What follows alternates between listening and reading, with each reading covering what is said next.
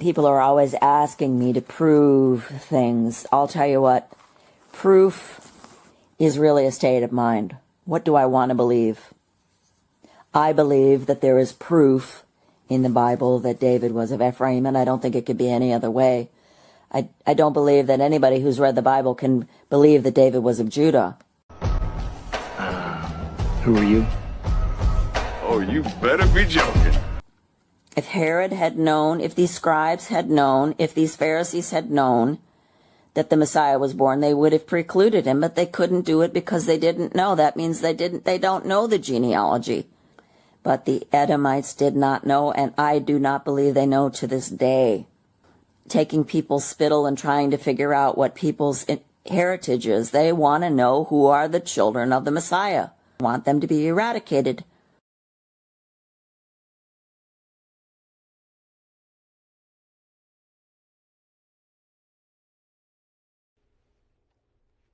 You've been talking to the wrong people. The whole idea is you cannot understand the scriptures without a teacher. This is what they teach in Catholicism. This is what they teach in Talmudism. This is what they teach in Islam. When you tell people this, there's no reaction. Yes, but what about Revelation 5:5? Problem is with the Lion of the tribe of Judah that this is what Esau is going to call his God, the Lion of the tribe of Judah, and the whole world will follow after the beast. There are too many people out there that do not read their Bible, and like I've said many times, I understand that. I understand it's hard and so on, but you have to do it. I tried many years. I made one attempt after another. I couldn't understand it. I didn't know what was going on. Wait, maintenance, we'll be right back. Right? Loading, please wait. And then the Holy Spirit started helping me, but I had to first get through it. I had to plow through. I still need some sound. Got it. Right.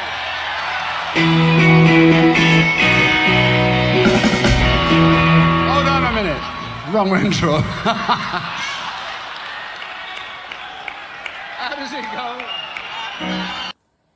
And then that's where you build your foundation. You build and build and build.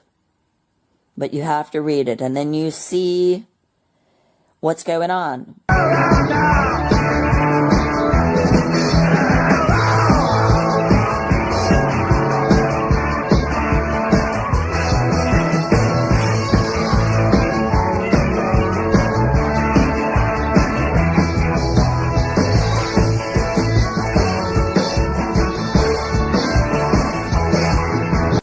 And these people that are touting Judah, they are just cherry picking. Here's one. You must know it by now. So if I do. No, actually, we're going to read it because you need to hear that this is the tribe. So when I say things like Judah is wicked, this is a wicked lineage. I need you to actually hear what I'm saying. So I'm going to read this to you. What prophet is it? What prophet? Weird that Judah's already thinking about the monies. But what prophet is it if we kill our brother and then conceal his blood? Come. Let's sell him to the Ishmaelites. We're going to sell him to the Arabs for a few pieces of silver.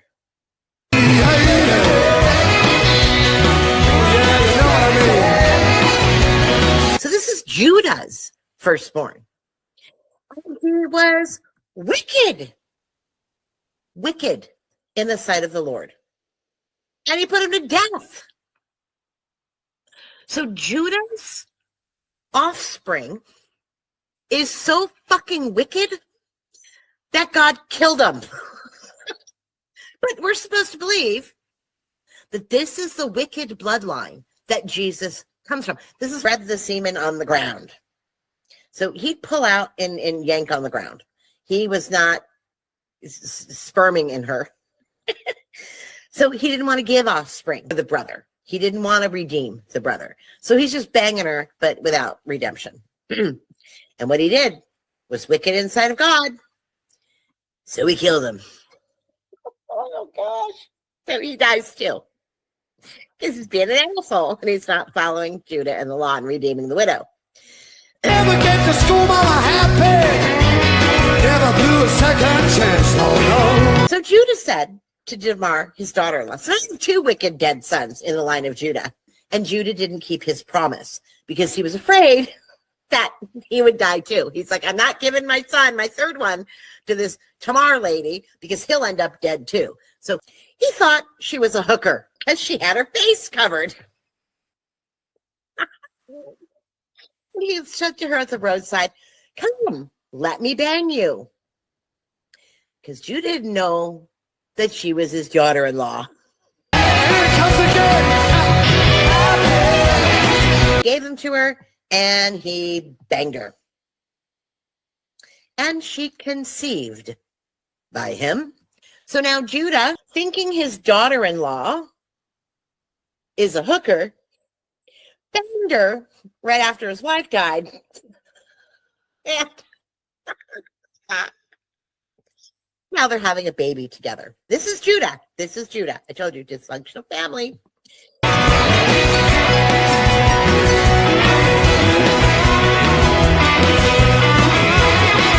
Here is the cult prostitute. The cult prostitute. So not only was Judah banging a hooker for comfort when his wife died, but Judah was banging a cult prostitute, like a temple hooker from one of the false gods. Again, this is the lineage, the tribal characteristics that you are to associate with Jesus, the Messiah. This is the attributes of the bloodline that God set apart to birth the Messiah. This is the one. Okay? He's banging a cult prostitute, or he thinks is a cult prostitute, but really it was his two dead sons, wicked dead sons, widow.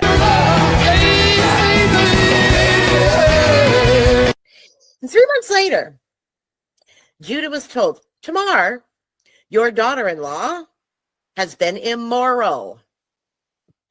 She is pregnant by this immorality.